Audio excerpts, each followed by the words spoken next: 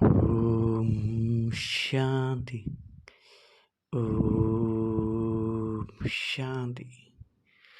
ओम शांति। गीता जयंती के शुभ अवसर पर आप सभी को लख लख बधाई। 22 दिसंबर 2023 गीता जयंती के रूप में हम सभी मना रहे हैं। इस गीता जयंती पे हमें यह समझना बहुत ही आवश्यक हो जाता है कि गीता ज्ञान देने का उचित समय कौन सा है। तो सर्वप्रथम मैं आपको बताना चाहूँगा, जिस तरह सभी मनुष्य आत्माएं 4 अवस्थाओं से गुजरती है, उसी तरह यह सृष्टि भी 4 अवस्थाओं से गुजरता है, जिसे हम बालावस्था, युवा अवस्था, प्रौढ़ा और वृद्धावस्था के रूप में जानते हैं। इसी तरह यह सृष्टि 4 अवस्था सतयुग, त्रेता, द्वापर और कलयुग, इन चारों अवस्थाओं से गुजरती है। अर्थात शतो प्रधान, शतो रजो प्रधान, तमो और तमो प्रधान।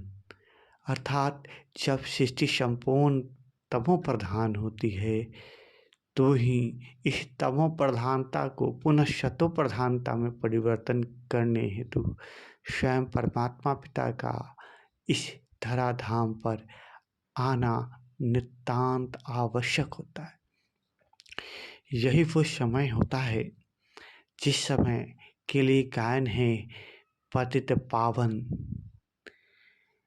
हमने राम को पावन करने वाला कहा, लेकिन कौन से राम को? जो राम के भी राम है, जिनका वास्तविक नाम शिव है, जो निराकार ज्योति स्वरूप है। उस राम की बात, उस परमात्मा शिव का एक दिव्य नाम जो राम है, उनकी ये बात है। तो पुनः हम अपने मूल बिंदु पे आते हैं। तो पतितों को पावन करने का जब समय हो, तब ही गीता ज्ञान की आवश्यकता होती है। क्योंकि अगर गंगा से पतित पावन हो जाती मनुष्य आत्माएं, तो पतित पावन परमात्मा को हम सभी बुलाते ही नहीं। दूसरी बात, गीता ये स्व प्रमाणित करती है कि जब परमात्मा आते हैं तो दैवी सृष्टि की रचना प्रजापिता ब्रह्मा के द्वारा कराते हैं। तो निस्संदेह ही हम सब ये जानते भी हैं, सतयुग में लक्ष्मी नारायण का राज था और कलयुग में आसुरी संपदा अर्थात हरेक के मन में रावण रूपी विकारों का राज है। तो इस संपूर्ण जगत में व्याप्त रावण को अर्थात सर्वव्यापी रावण को संपूर्ण रीति से समाप्त करने वाले स्वयं परमात्मा शिव का अवतरण कलयुग अंत में ही होना आवश्यक है। अर्थात स्वयं गीता ज्ञानदाता का इस धराधाम पे अवतरित होने का समय भी कलयुग अंत ही है, जिस समय परमात्मा प्रजापिता ब्रह्मा के तन का आधार लेकर पुनः इस आसुरी सृष्टि को दैवी सृष्टि में परिवर्तन करते हैं। गीता यह भी प्रमाणित करती है कि ब्रह्मा द्वारा जो यज्ञ रचा गया, उस यज्ञ से ब्रह्मा ने आदेश दिया कि इस यज्ञ से दैवी कुल की वृद्धि करो और साथ ही साथ उनकी पालना करो। अर्थात परमात्मा प्रजापिता ब्रह्मा के द्वारा एक ऐसी यज्ञ की स्थापना करते हैं। यज्ञ मना कर्म, यज्ञ मना कर्म, अर्थात ऐसे कर्म का ज्ञान देते हैं जिसे कर्म के ज्ञान के द्वारा मनुष्य आत्मा कर्म योगी जीवन जीती है। अर्थात वह समस्त कर्मों को, श्रेष्ठ कर्मों को करते हुए अपने कर्म को यज्ञ रूपी अर्थात परमात्मा की याद रूपी अग्नि में स्वाहा कर देती है। दूसरे शब्दों में कहा जाए तो पुण्य और पाप दोनों परमात्मा को समर्पित कर देती है, जिससे मनोविकास स्वतः ही इस ईश्वरीय याद रूपी अग्नि में स्वाहा हो जाते हैं। इसी कारण परमात्मा ने कहा गीता में कि प्रजापिता ब्रह्मा द्वारा रुद्र ज्ञान यज्ञ रचते हों। अर्थात परमात्मा ज्ञान यज्ञ रचते हैं, अर्थात वो ज्ञान देते हैं जिस ज्ञान से मनुष्य देवी देवता पद को प्राप्त कर जाता है। तो वो भी समय अगर देखा जाए तो कलयुग अंत और सतयुग आदि का ही है। पतित से पावन बनने का भी समय कलयुग अंत और सतयुग आदि का ही है। और अगर बात करें तो परिवर्तन का काल भी समस्त धर्म ग्रंथों में कलयुग अंत का ही बताया गया। तो यह स्व प्रमाणित हो जाता है कि परमात्मा के अवतरण होने का जो समय है वह कलयुग अंत और सतयुग आदि की संधि बेला है, जिसके कारण गीता में कहा परमात्मा धर्म की गलानी के समय अवतरित होते हैं। अर्थात दूसरे शब्दों में देखा जाए, अगर कृष्ण को मैं परमात्मा मान लूं और यह समझ बैठे कि कृष्ण ने ही गीता का ज्ञान दिया, तो यहाँ एक और बात हमें समझना होगा।